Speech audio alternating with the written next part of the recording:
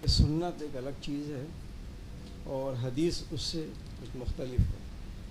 حالانکہ سنت کا علم ہمیں ہوتا ہی حدیث سے ہے، اور وہ احادیث جو ہیں وہ جیسے آپ نے بھی فرمایا کہ 200 سال کے بعد لکھی گئی.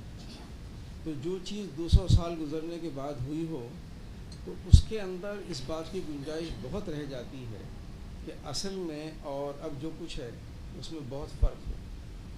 اگر یہ چیز اتنی ہی ضروری تھی تو اللہ تعالیٰ یقیناً اس کا اہتمام فرماتے کہ سنت کو کسی طرح لکھ لیا جاتا یا قرآن شریف کی طرح لوگوں کو ازبر یاد کرا دیا جاتا تاکہ اس قسم کا ابہام پیدا نہ ہو.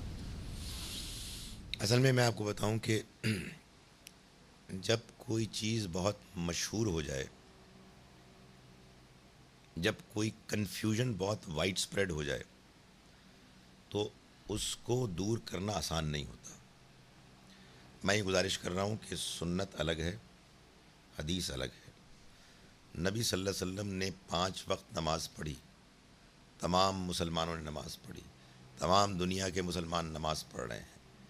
یہ بات کہ یہ نماز مسلمانوں کے اندر کسی یہودی نے سازش کر کے بعد میں ڈالی یا کسی جابر بادشاہ نے مسلمانوں کو کسی موقع پہ مجبور کیا، پوری امت کی تاریخ اس دعوے سے بھی خالی.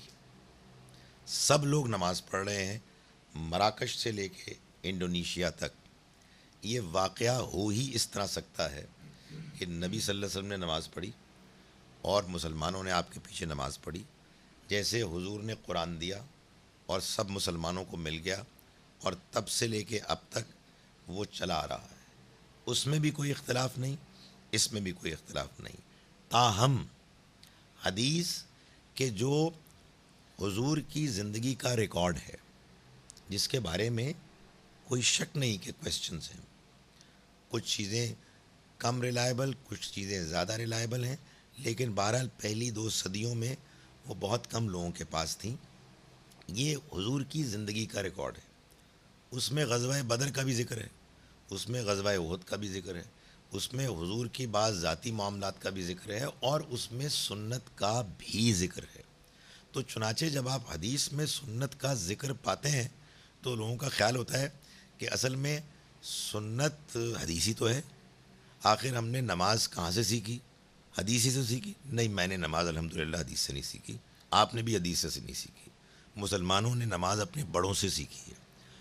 حضور نے نماز سکھائی، صحابہ نے نماز پڑھی، وہ اپنے بچوں کو نماز سکھاتے تھے. تب سے لے کے اب تک یہ نماز چلی آ رہی ہے. اور ایک آپ کو دلچسپ بات میں آپ کو بتاؤں، قرآن مجید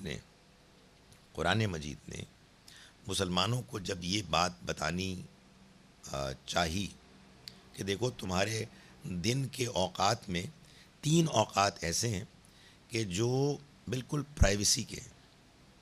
ان اوقات کو بیان کیسے کیا سورہ نور میں؟ من قبل صلاۃ الفجر، نماز فجر سے پہلے کا وقت، دوسرا وقت دوپہر کا، اور تیسرا من بعد صلاۃ العشاء، عشاء کی نماز کا وقت کے بعد کا وقت. سوال یہ پیدا ہوتا ہے یہ کن چیزوں کا نام ہے؟ یہ ہوتی کیا ہیں؟ کچھ نہیں بتایا. کیوں نہیں بتایا؟ اس لیے کہ وہ ہو رہی تھیں. خدا اللہ تعالیٰ جانتا تھا کہ لوگ نماز پڑھ رہے ہیں، اس کو مزید واضح کرنے کی کوئی ضرورت ہی نہیں ہے. تو گزارش یہ ہے کہ قرآن نے بتا دیا کہ حضور کو دین کا، ابراہیم علیہ السلام کا دین فالو کرنا ہے. وہ عمل تھا، وہ سنتیں تھیں، وہ حج تھا. حج آخر کوئی یعنی ایسی چیز تو نہیں ہے جس کو قرآن نے ایکسپلین کیا ہے. حج چلا آ رہا تھا. قرآن میں یہ بات بیان ہی نہیں ہوئی کہ 8 ذوالحج کو آپ کو منا جانا ہے. کس مسلمان نے اختلاف کیا اس معاملے میں؟ یہ بات کہ آپ کے منا میں 10ویں سے آنورڈز آپ جمرات میں رمی کرتے ہیں، یہ کہاں قرآن میں بیان ہوا ہے؟ اس کو بیان کرنے کی ضرورت ہی کوئی نہیں تھی.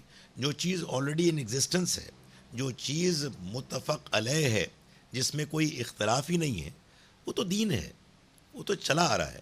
ہاں البتہ اس میں لوگوں نے جب اس کو ڈسکرائب کیا تو وہ ایک وربل ایک ٹرانسمیشن تھی جس میں اختلاف ہو سکتا ہے اور اختلاف ہوتا ہے.